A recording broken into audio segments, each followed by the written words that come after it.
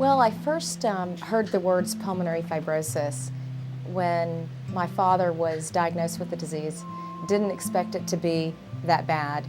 Unfortunately, it was. When my twin brother and I were diagnosed with alpha-1 antitrypsin deficiency, our first impression was our mom, who passed away at 46 from what was then known as early onset emphysema. I had a daughter, Alexandra, who died at the age of 8 of cystic fibrosis. So here's the thing. I have a daughter who has a very rare disease that causes lung disease, and if we don't do something about it, she will die. The ATS fights lung diseases, and critical care illnesses, and sleep disorders in every way that they can.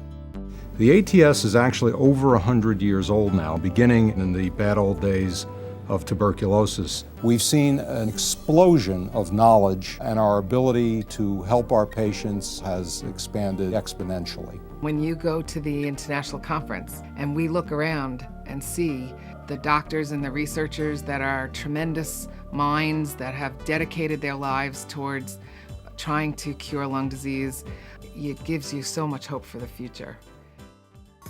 The foundation of the ATS is in it for the long run. To build future strength, it is investing in promising young researchers' careers and novel approaches to difficult medical problems. The opportunities in critical care and sleep medicine have never been greater.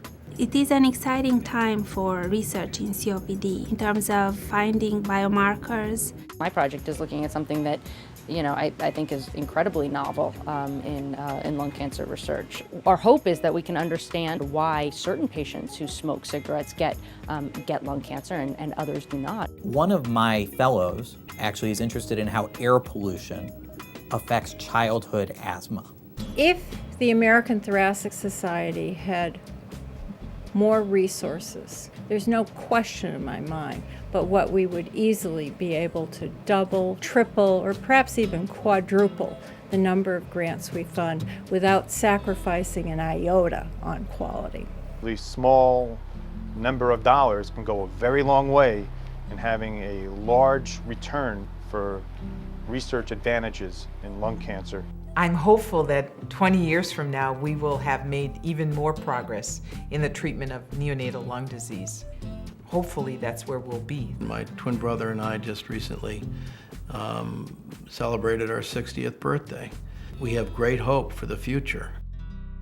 There is so much more that can be done, so much more that needs to be done.